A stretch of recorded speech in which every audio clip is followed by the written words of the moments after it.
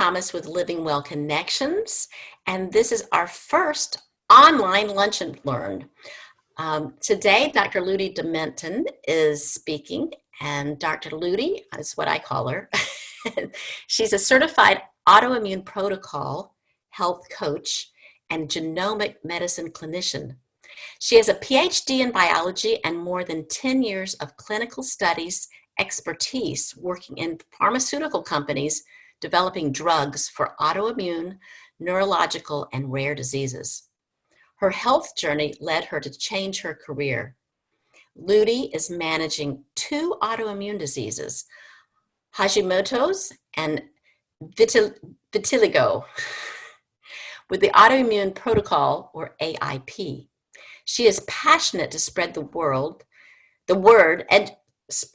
she's passionate to spread the word, educate, and support people with chronic diseases about alternative options to maintain their symptoms and feel great again. She's the owner and founder of Healthy with Ludy, LLC. Hi, Ludy. Are you here? Yes. Hello. Good. Yay. Thank you and welcome. I am sorry I botched a little bit, but that's live and that's life. So I'm going to go on mute now, and you can go ahead.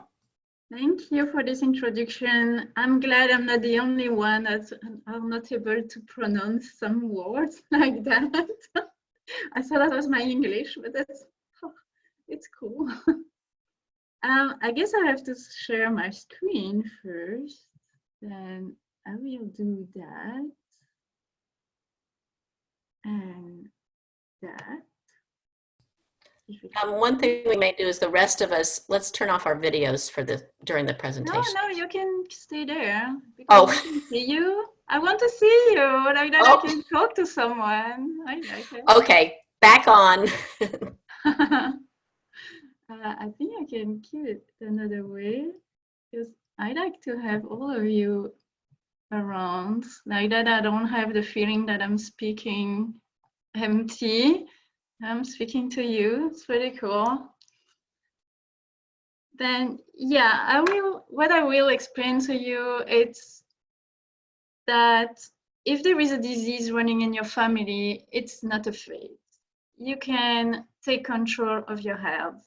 And that is something that I will explain to you during this talk. And I will explain a little bit how our body is working and what you can do knowing that. In the US, we have it's kind of an epidemic as well. We have 6 in 10 adults that have a chronic disease.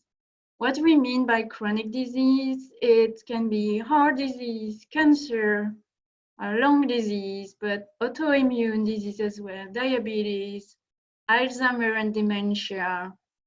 All those chronic diseases are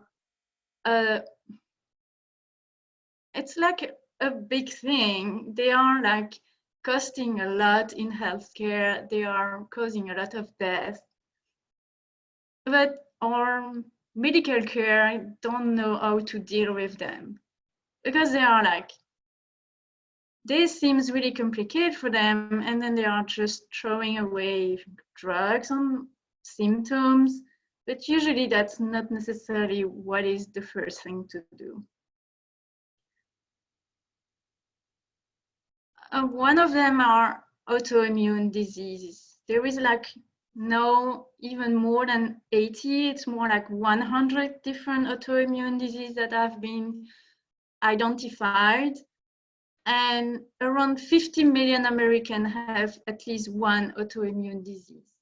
And usually when you have one, you have also more risk to have a second one, and a third one, and a fifth. Some people have 5 different autoimmune diseases. It's pretty crazy. But there is a lot of them that don't know that they have, what they have is autoimmune disease and how it impacts their body. And around 75% of those people are women.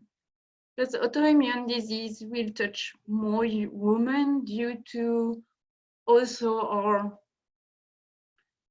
I would say, hormones status as a woman, but also the fact that we have more impact in the world. In more in the fact we are doing two jobs, like we are having a job, but we are doing our family as well. We are having children. We are kind of culturally more involved and have the feeling that we need to do everything. And I think that is one of the things that can impact the fact that we have more women that have autoimmune disease. And it will make sense later when I will explain the triggers of autoimmune disease and chronic disease. Here are like few of them that are the most known. As autoimmune diseases, you have like rheumatoid arthritis, multiple sclerosis, psoriasis is also an autoimmune. Sjögren, myasthenia gravis is more a rare one. You have type 1 diabetes, Hashimoto, alopecia, lupus. They are all autoimmune diseases. And the usual symptoms from all of them are fatigue, depression, anxiety, GI issues, dry skin, pain, like pain everywhere. Brain fog is a big one. And weight loss and gain, you cannot, for example, you need to lose some weight but are not able to. Or you are really skinny and you need to gain some and it's really difficult to gain. Those are really the symptoms that are common for all those autoimmune diseases, even if they are touching different organs or systems. The triggers and the symptoms will be pretty much the same for all of them. Personally, as Robin said, I've been diagnosed with vitiligo at, I was like 15. It was pretty obvious, like I started to have white spots in my skin. Then when the symptoms are physical, it's kind of easy to diagnose. But still, nobody told me that vitiligo is autoimmune. Then they just say there is nothing to do about it. Then I did not really, I wasn't really doing anything. But I still had, during all those years, abdominal pain, GI issues, all those symptoms were present. And I did not understand why I had all those symptoms. I was young, I was not supposed to have all of those. And it's where like 10 years after that, at 25, I've been diagnosed with Hashimoto, like more by chance, because I met one doctor that knows more than the 25, 30 others that I saw during those 10 years. And he was like a dermatologist and said, oh, if you have vitiligo, you may have another autoimmune disease because they are usually connected with each other. Then we will test you for others. And it's where I was diagnosed with Hashimoto. Then all of those symptoms were not in my head, like some doctor said, they were real. And they were really showing, and like my body was signaling that there were an issue inside me, but nobody were able to explain it to me. Anyway, I still continue to just live my life because the conventional doctor I saw was just take your pill and it will be okay. But it was not working that way. I still had those symptoms. I was not feeling well. I was deteriorating. And I started to ask questions about it, like what it is, what they have in common. What is the causes of those diseases? Why do I have them? And most of it, can I take control of those? Then I look at functional medicine, nutrition, why I have those symptoms. maybe those symptoms, those diseases may be linked to traumas and stress in my life. And I also look at genomic medicine, and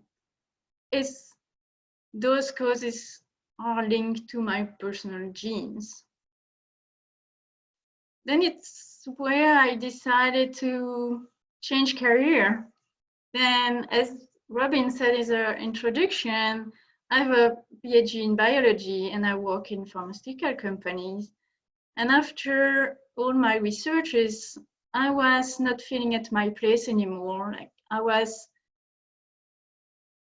I knew there were like more than just the drug, that we could do something more than that. That drugs can be really important at a certain time. I would say more like acute treatment or a transition when your symptoms are really bad.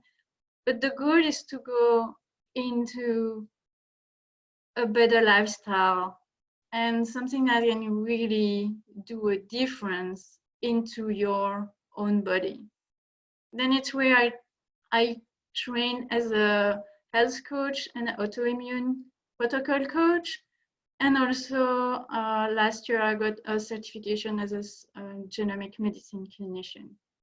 And I started my business 2 years ago now. And during my searches, I realized that there were like that it is clear that there is 3 principal triggers for autoimmune and chronic diseases. The first one is genetic predisposition to disease. You have some genes that may predispose you to disease. And that is a big problem. The second one is your environment. It means, are you living in a toxic world full of chemicals? Maybe you are intoxicated by heavy metals, or you have hidden infections like bacteria or virus. Or it can be only your chronic stress, your environment. It can be traumas as well. And the third one is your gut. If your gut is leaky, if you have a dysbiosis in your gut, it has a big impact. To go more into genetic predisposition to disease, there were researches that it took like more than 10 years, I think, to decorticate our genes and be able to map all the human genome. And they realized that about all our genes, we have everybody has variation in their genes, like typing error. And I will explain that just after. We have like 20,000 to 30,000 genes and 10 million of those typing error. And they also realize that over 2,000 genes can be related to human disease. 2,000 genes is pretty a lot. But what happened exactly in your cells and in your genes? What it is? You have to understand that we are a bag of cells. We are just compounded by cells that are one through the other, and that make us what we are. And into those cells, you have the nucleus. And in the nucleus, you have, like humans have 23 pairs of chromosomes. And those chromosomes are strongly compressed structures of DNA. Inside that DNA, the DNA, it's creating by 4 pairs of codon, like 4 pairs of substance that will create all our genes and all our footprints that will make us who we are. as human, but as person as well, as unique. And it's pretty amazing because there is like just 4 substances that are creating the genes of everybody and make us, you can look at yourself, we are all different, right? But we have all the same 4 substances that are creating our genes.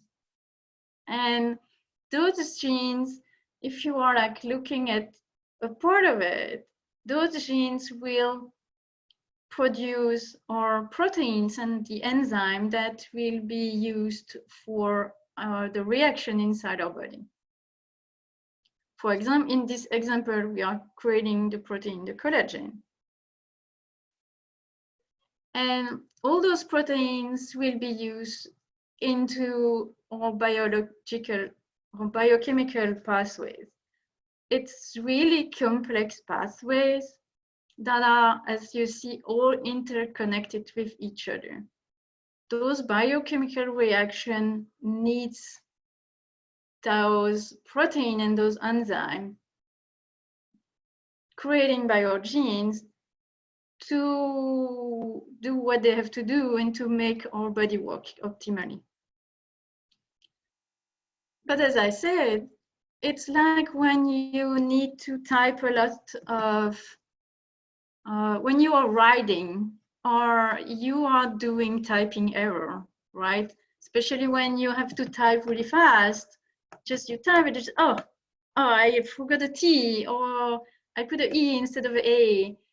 And those typing error exist also in our DNA, because our DNA is reproducing itself all the time. You are producing a new cell, and all the time they are reproducing the DNA. Then they can happen as well as to have that typing error. Then those 2 substances will be switched. And if those nucleotides are switched and substituted by another, it means that it can create something different than what it's supposed to create. It's like when you are typing a phone number, you will type a phone number. If you switch one number with another, it means that you will call someone else.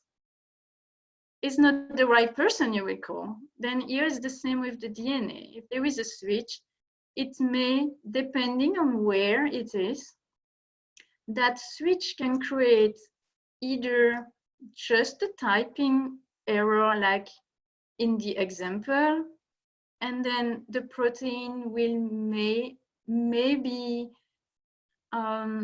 work the same way if by chance, but it may also change the physical structure of the protein, and then the protein will not function optimally.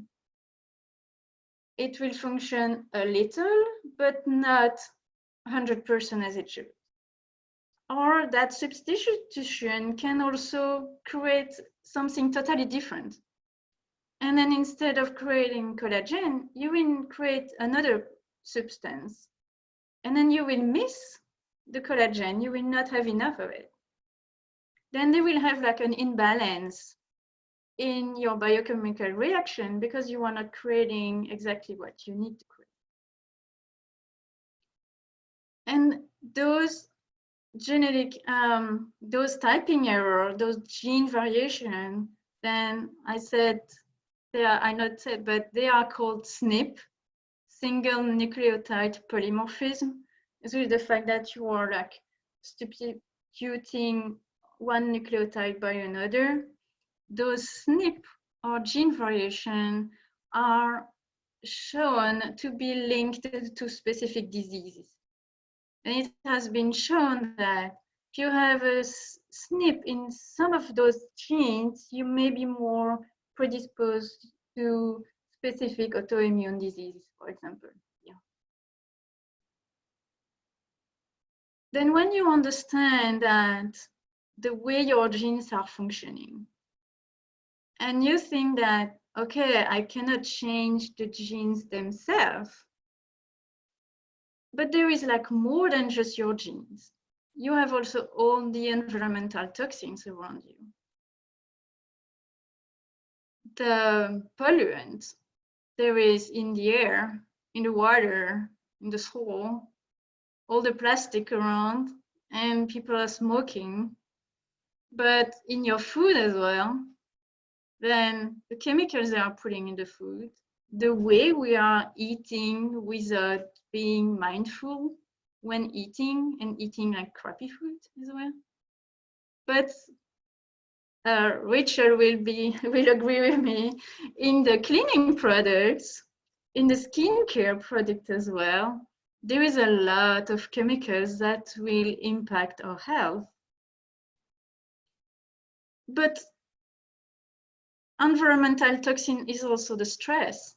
All the stress around you is impacting your biochemical reaction by increasing inflammation as well.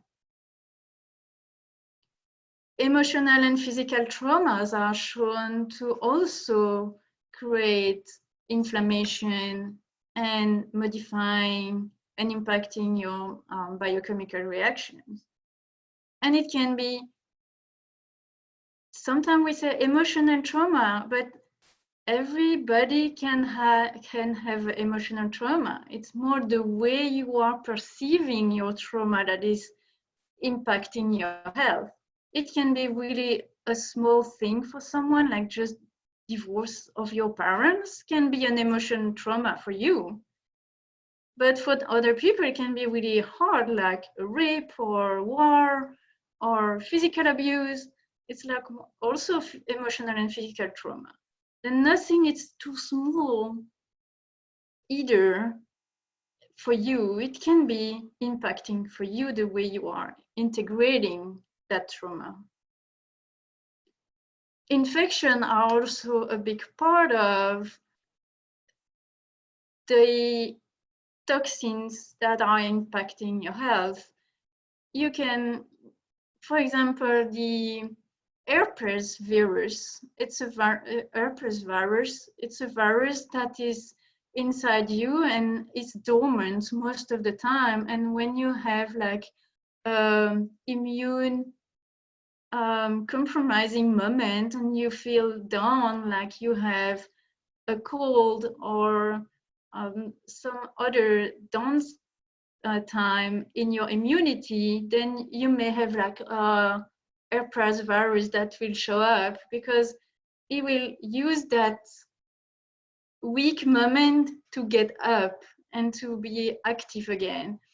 But by the fact that it's hidden in yourself, it's impacting also your immunity and your health. Exercise. So most of the time we say, okay, being too sedentary, it's bad for you, but overtraining is bad for you too. You have to find the right balance that is good for yourself. It's good for your own body. And one is not good, the other one is not good. Find your own moderate exercise and to make sure that you are not creating inflammation to your body, but just release it. Then if you put that on top of the gene variation, you see that your body has a lot to deal with. It has to deal with the fact that maybe with your gene variation and SNP, you are not creating the protein you need. But with the toxins that you are putting on top of it, it just may also be overwhelmed by all of that. And gut health is the third one. Your gut microbiome, we are still researching on it, but we are realizing more and more every month that it has a big impact in our health. We are like, there are more bacteria than cells in our body.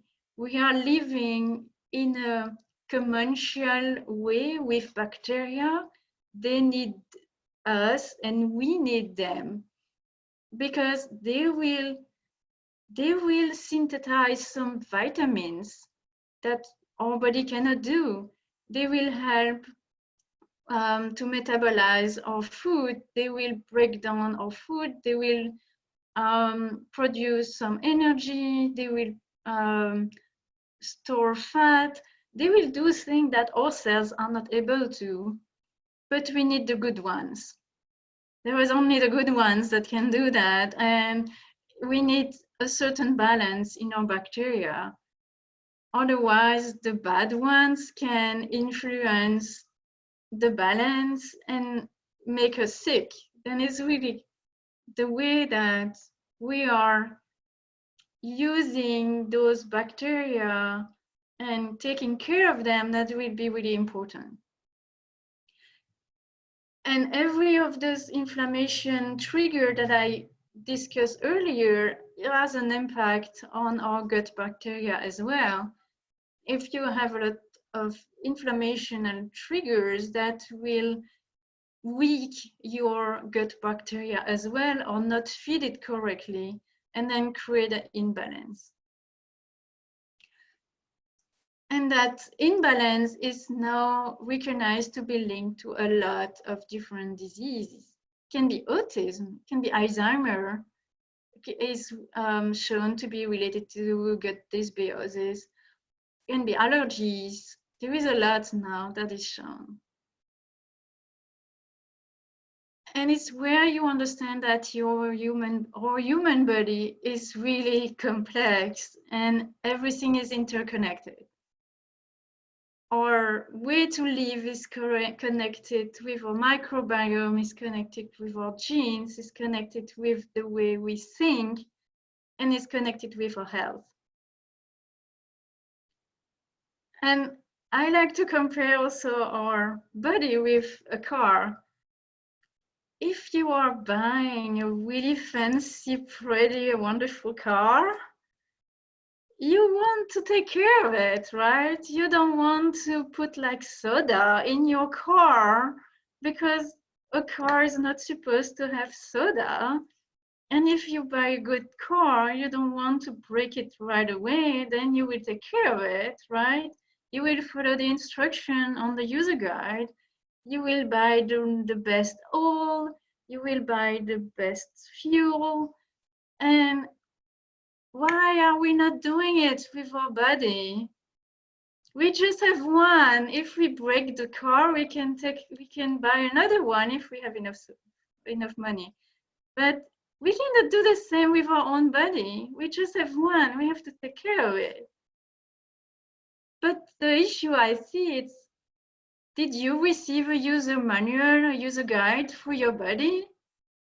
No, you did not get it. And what the kids are receiving in instruction in biology in their courses at school, it's not really relevant for them to understand how to really work our body and what to do to make it work optimally. Then the question is, first, why do we eat? I like to ask that usually live and ask the audience, why do we eat? We can eat for fun. We can eat because we are hungry. We can eat because we want to be around people for comfort. We can eat, to get some energy. We need food, we need oxygen, we need energy. But we eat mostly because we need nutrients. We need all those nutrients from our food, because all our internal biochemical reaction needs those nutrients. As a human species, we need those nutrients because our human biochemical reaction need those nutrients to make us healthy, to make us our body creating everything we need to stay healthy. We need those to repair our DNA, to produce hormones, to eliminate the free radicals and inflammation. to detoxify our cells and to produce energy and much more. We need all of those. And I would say it's where we are now with all those epidemic of chronic diseases. We are not eating to feed our body with nutrients. We are eating crappy food and processed food that are empty. They are just putting a weight on our body and just make us think that we are fed it, but we don't get those nutrients we need. And it's where if we provide our body with all those nutrients, the body is resilient, it can heal, and it can reverse some of those gene variation you have, or like predisposition to disease can be reversed if you provide enough nutrient to your body. And when I look at all of that in my personal journey, I realized and I understood better why I had those autoimmune diseases. I have a lot of gene variants, SNPs, that are creating inflammation. Then when I start already building up inflammation to start, like I have like gene variants that instead of reducing inflammation, the fact that I have like a typing errors, they are not reducing inflammation as they should. And other, I have gene variants that increase inflammation just because they are there. And then I had 2 surgeries that is considered as trauma in my body. I had infection with bacteria and parasite that is also adding traumas and inflammation. I had traumas of abuse as a child. I was playing with mercury and heavy metal when I was a kid because I found it was really fun. I don't know if you already played with mercury. It's really fun, but it's really dangerous. Don't do that. I didn't know when I was a kid, but I understand now better. I had like a stressful job for more than 10 years. We moved 3 times internationally within 4 years. It was pretty crazy. And I had also atopic pregnancy with a near-death experience 8 years ago. That's all of that are into adding into inflammation and craziness inside that body that was already not perfect with the gene variant. And on top of that, of course, my gut is not balanced. Of course, with that, it's a trigger, but it's also in a way symptoms. Then what I did, I decided to take control of my body, take control of my health. And I applied different change in my lifestyle, like feed my body with nutrient-rich food, remove inflammatory food, ensure that I'm going to sleep not too late, like before 11:30, the best is 10:30, but to sleep at least 7 to 9 hours. Reduce toxins in my house and around me by buying organic food, filter my water, get rid of all my cleaning products and only use no wax. Getting into physical activities that works for me and not exhaust my body, and being outside, enjoy the birds singing in the morning, and simple things as, you know, looking at the wood and the trees. And of course, having a great support network around me and create a new network that I can trust as well. It's what I'm doing as well now. And all of that are in fact the pillars of the autoimmune protocol and the Nutrigenomics that are working with my clients. And the important is not what you cannot do, but all you can do with that perspective. And it's where it's so important to understand that your genes are not your destiny. You are born with your genes, with your variation, with your typing errors, but you can modify that. You can modify the expression of those genes. It's not because you have those genes that you are doomed with those genes. You can make those genes that are good expressing themselves more, and those that are creating inflammation, you can shut them down and hit them and like put them in dormant state and shut them off. How you can do that? It's all in the principle and the pillars I just said, because, and with food, the food you are eating is talking to your genes.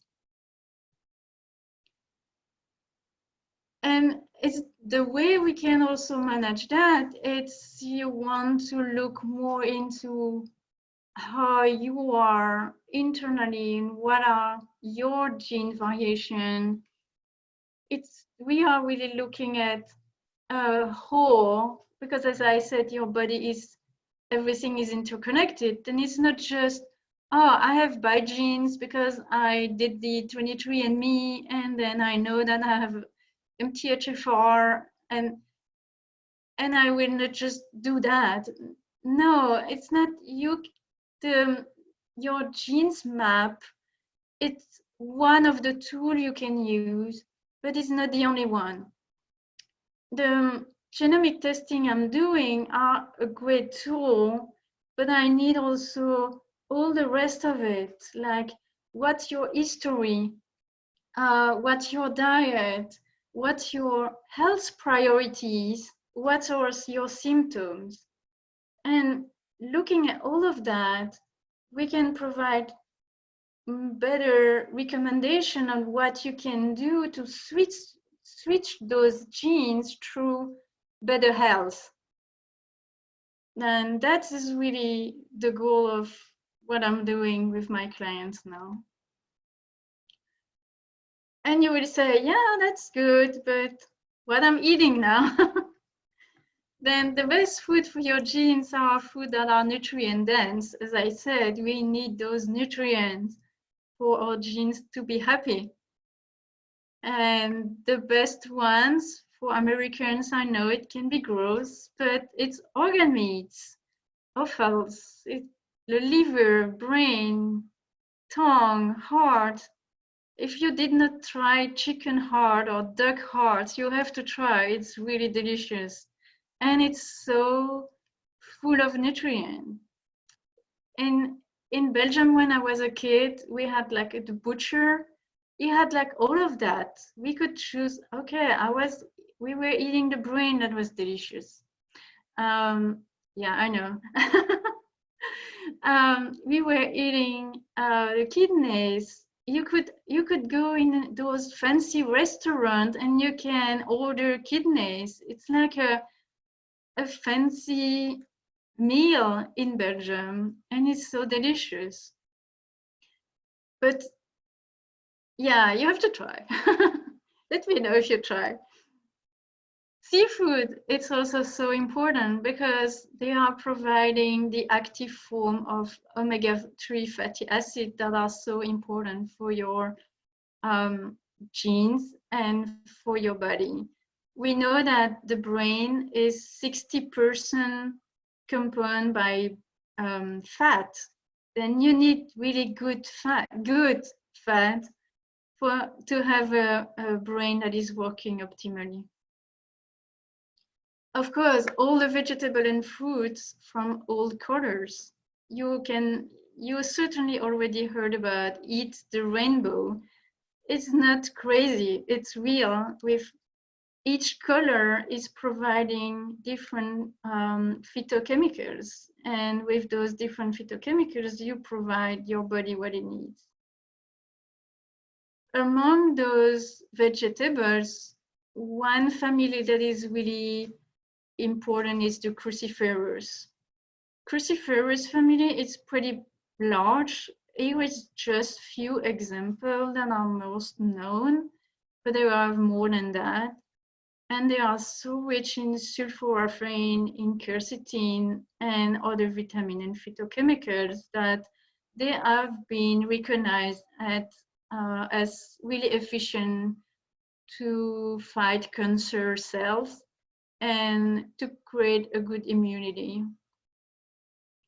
Then the big advice is to have cruciferous at least one every day, and if possible at every meal, because they are so powerful.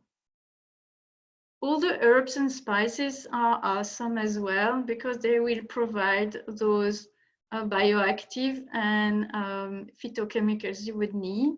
Like capers is really rich in quercetin, or radish leaves. I was used to trash away my radish leaves before, and now it's the first thing that I'm looking when I'm trying to, to choose my radish at the grocery store. I'm not looking at the radishes anymore. I'm looking at the leaves if they are pretty. And then if they are good and fresh, okay, I'm taking that one, and then I can do a salad with it. Or you can also do that with the leaves of your beets. You can buy the beets with the leaves and create a salad with it. It's like a free salad. It's anyway, you are buying it with your veggies. And it's full of other wonderful substance for your body. Vitamin D, it's one that is really important, especially now that we are in this pandemic. Vitamin D is pretty difficult to find in food, unfortunately, but it's known to be available in mushrooms and seafood. And of course, going into the sun, then if as much as you can, go outside and enjoy sunlight to increase your vitamin D intake. Other essential are, of course, curcumin, all the allium family, and ginger, and all the red foods that contain lycopene. That is also helping your immune system. Out of that, you can do also relaxing and be happy, enjoy your life, and not stress too much, because that also, it's one important part of healing and making your body releasing that extra inflammation of our modern life. And if you are overwhelmed by everything I said to you right now, just keep calm and walk with a coach. And thank you. If you have any question or any comments, let me know. I cannot hear you, Robin. You're muted. You're muted, Robin. Everyone else is not muted, but Robin. I said unmute all in my thing and it didn't unmute me. I said, thank you so much, Ludy. That was wonderful. And I'm so happy you have this slide so everyone knows how to reach you. And we'll leave that up for a while. As we have time for questions, I am going to stop the recording right now so people can feel free asking their questions. Yeah, just one more thing. I will send to the participant today a bonus. It's a small game. It's called Boost Your Immunity game. It's the best, I think, the best time to get it right now. It's a small game. You can even like cut and do it with your kids if you want. And I will send That's it great. to you by email. Okay, great. Great. And I'll give you everybody's email who was on here. I have them. All right. I'm going to